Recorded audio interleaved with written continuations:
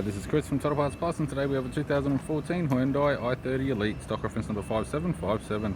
The shape runs from the third month 2012 through to the second month 2017. It has a G4NB 1.8 litre 4-cylinder petrol engine backed by automatic front-wheel drive transmission.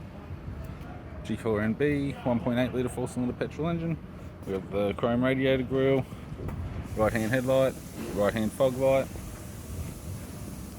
left-hand fog light, left-hand headlight, left guard has no damage, bonnet has no damage, left power door mirror, left front 16-inch factory alloy mag with a good tyre, left front door has no damage, left rear door has no damage, left rear 16-inch factory alloy mag with a good tyre, with the left-hand tail light, left tailgate garnish, tidy rear bumper cover, tailgate has no damage, right-hand tailgate garnish, right-hand tail light, right rear 16-inch factory alloy mag with a good tyre, right rear door has one small dent, right front door has one small dent, right power door mirror, right guard has no damage, and a right front 16-inch factory alloy mag with a good tyre.